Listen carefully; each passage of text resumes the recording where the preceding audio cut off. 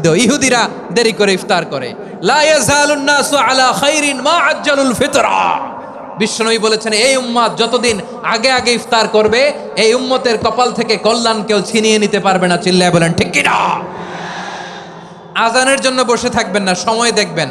স্থানীয় সময় যখন সূর্যাস্ত হওয়া মাত্রই বিসমিল্লাহ, খেজুর খেয়ে ফেলবো। পারবেন তো নাকি দেরি করবেন? 2 নাম্বার, রমাদানের পবিত্রতা বজায় রাখবো। কোনো তর্ক বিতর্ক অশ্লীলতায় আমরা জড়াবো না, ঝগড়া করবো না, সরাসরিও না, ফেসবুকেও না। করবেন কেউ গালি দিলে বলবেন ইন্নিমরুউন সায়েম, আমি রোজাদার। আল্লাহর হাবিব শিখিয়েছেন, কেউ যদি তোমার গালি দেয়, কটু কথা বলে, অশ্লীল কথা বলে, রমজানে তুমিও বলতে পারবে না। তুমি বলতে পারবা ইন্নিমরুউন সায়েম, আমি রোজাদার। আজকে থেকে নিয়ত করেন, রমজানে কেউ গালি দিলে আপনি একটা গালি দিবেন নাকি? কি বলবেন?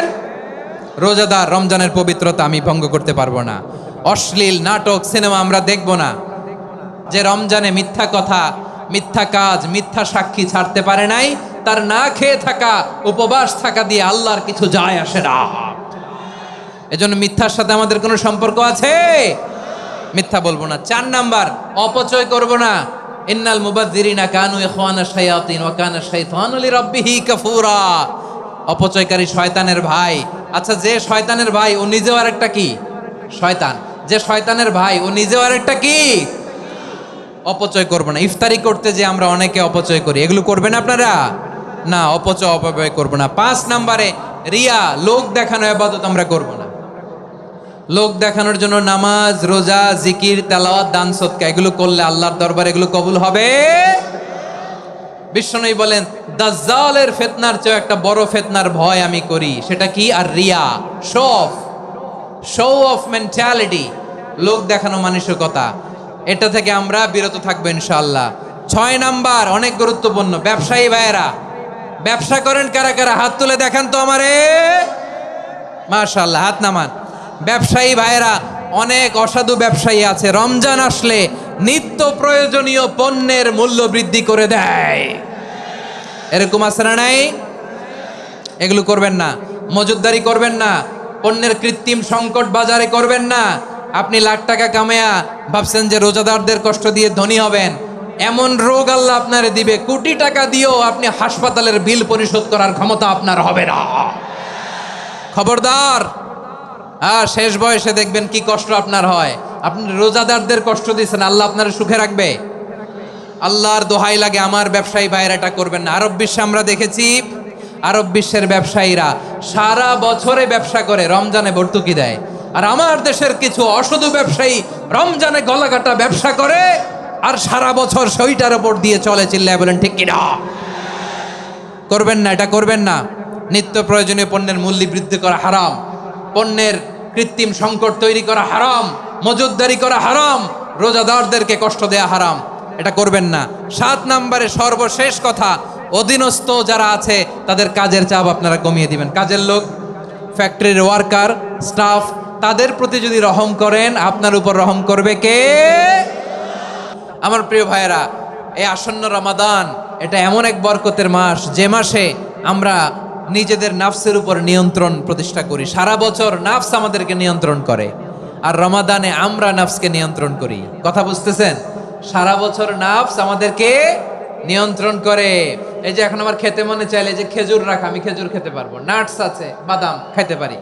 খাইতে মন চাইলে পানি, আমার রুহুটা চায়, আমার নাফসটা খেতে চায়, আমি খেতে পারি, পান করতে পারি। বিবাহিতরা দিনের বেলায় স্ত্রীর সাথে মেলামেশা করতে চাইলে করতে পারে, কিন্তু রমাদানে দিনের বেলায় খেতে মনে চায় কিন্তু আমরা খাই। আমার প্রবৃত্তি খেতে চায় কিন্তু প্রবৃত্তির কথা আমরা শুনি, কথা কয় না। রমজানে খেতে মন চাইলে আমরা খাই, তৃষ্ণায় গলা ফেটে যায়, গলার ছাতি ফেটে যায়, কিন্তু এক ঢোক পানি কি আমরা গিলি?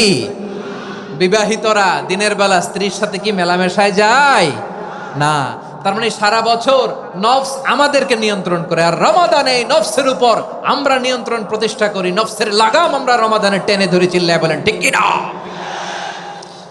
এজন্য আমার প্রিয় ভাইয়েরা, নফসের উপর নিয়ন্ত্রণ নিতে চাইলে রমাদানের রোজার কোনো বিকল্প নাই। এটা এমন মাস যে মাসের ফজিলতেরও কোনো শেষ নাই। এই মাসকে বলা হয় দ্য মান্থ অফ হোপ, এটা আশা জাগানিয়া মাস। রমজানের কথা শুনলে আশা জাগে না হৃদয়ে? হ্যাঁ, ইদা জা রমাদান ফুতিহাত আবওয়াবুস সামা ওয়া গুল্লিকাত আবওয়াবু জাহান্নাম ওয়া সুফিদাতিশ শায়াতিন। রমাদান আসলে আকাশের দরজাগুলো খুলে দেয়া হয়, মানে জান্নাতের। জাহান্নামের দরজাগুলোকে লক করে দেয়া হয়, শয়তানকে চেইন আপ করা হয়। ইবাদত করলে শুধু করতেই মনে চায়। চিল্লায় বলেন না সুবহানাল্লাহ। রমজানে ইবাদতে যেই মজা পাওয়া যায় সারা বছর অন্য কোনো মাসে এই মজা আপনি পান? আমার চাঁপাইনবাবগঞ্জের ভাইরা আওয়াজ করে বলেন না, রমজানে ইবাদতে যেই মজা অন্য মাসে এটা পান? কারণ রমজানে ইবাদত করলে সওয়াবও বেশি, ইবাদতের একটা পরিবেশ থাকে, ঠিক কিনা বলেন? অন্য মাসে ইবাদত করলে এর সওয়াব পাওয়া যায় গাণিতিক হারে, রমজানে ইবাদত করলে সওয়াব বাড়তে থাকে জ্যামিতিক হারে। সুবহানাল্লাহ কইবেন না? অন্য মাসে সওয়াব বাড়ে গাণিতিক হারে, রমাদানে ইবাদত করলে সওয়াব বাড়ে কিভাবে জ্যামিতিক হারে বাড়ে দেখেন। রমাদানে একটা নফল করলে ফরজের সমান সওয়াব, একটা ফরজ করলে 70 থেকে 700 গুণ সওয়াব। রমজানে ওমরা করলে হজের সমান সওয়াব। সুবহানাল্লাহ নাই? দ্য মান্থ অফ হোপ, আশা জাগানিয়া মাস। এই মাস আমাদেরকে হোপফুল করে, আশাবাদী করে। রমাদান যেমনি দ্য মান্থ অফ হোপ, আশা জাগানিয়া মাস, এট দ্য সেম টাইম এই রমাদান হচ্ছে মান্থ অফ ওয়ার্নিং, একটা ওয়ার্নিং এর মাস। নবী যেমনি আশা জাগাইছে আবার ওয়ার্নিং দিয়েও গেছে, খবরদার। ওয়ার্নিংটা কেমন? আল্লাহর হাবিব সাল্লাল্লাহু আলাইহি ওয়াসাল্লাম মসজিদে নববীর ভেতরে হঠাৎ তিনি মসজিদে নববীর মিম্বারে পা রেখে বললেন আমিন। দ্বিতীয় ধাপে পা রেখে বললেন আমিন, তৃতীয় ধাপে পা রেখে বললেন আমিন। সাহাবারা অবাক হয়ে বললেন ইয়া রাসূলুল্লাহ, ইয়া হাবিবাল্লাহ, 3 বার শুধু আমিন আমিন পড়লেন, কেন পড়লেন আমরা কিছু জানি না, আমাদেরকে জানিয়ে দেন কেন আপনি 3 বার আমিন বললেন। রাহমাতাল লিল আলামিন আল্লাহর হাবিব বললেন, ও আমার প্রাণের সাহাবীরা, আমি যখন মসজিদে নববীর মিম্বারের প্রথম ধাপে পা রেখেছি, সাইয়েদনা জিবরিল এসে আমাকে বলেছে, ও নবী, আপনার নাম শুনে যে ব্যক্তি আপনার উপর দুরূদ পড়ে না তার ধ্বংস। আপনি বলেন আমিন। আমি বলেছি আমিন। দ্বিতীয় ধাপে পা রাখার পর সাইয়েদনা জিবরিল বললেন, ইয়া রাসূলুল্লাহ, মাতা পিতাকে বার্ধক্য অবস্থায় পেয়ে তাদের সেবা করে, তাদের সাথে সদাচরণ করে যে সন্তান জান্নাত কামাতে পারলো না তার জন্য ধ্বংস। আপনি বলেন আমিন। আমি বলেছি আমিন। আবার মিম্বারের তৃতীয় ধাপে ঠিক যখনই আমি পা রাখলাম, সাইয়েদনা জিবরাইল বললেন, নবী, রমজান মাস পাওয়ার পরে এই মাসে ইবাদত করে যে ব্যক্তি নিজের গুনাহ মাফ করাতে পারলো না তার জন্য ধ্বংস। আপনি আওয়াজ করে পড়েন আমিন। কত বড় ধমক, কত বড় ওয়ার্নিং দেখছেন। যে রমাদান পেয়েছে কিন্তু রমাদানের ইবাদত করার মধ্য দিয়ে সে নিজেকে জাহান্নাম থেকে মুক্ত বানাতে পারলো না, তার উপর আল্লাহ লানত, তার জন্য ধ্বংস। সাইয়েদনা জিবরাইল বলেছেন আমিন, স্বয়ং বিশ্বনবীও বলেছেন আমিন। আওয়াজ করে পড়েন নাউযুবিল্লাহ। তাহলে রমজান আসবে আর আমরা নিজেদেরকে জাহান্নামীদের লিস্ট থেকে নাম কাটিয়ে জান্নাতীদের লিস্টে উঠাতে পারবো না। এর চেয়ে বড় হতভাগা কি আর কেউ থাকতে পারে? আওয়াজ করে বলেন।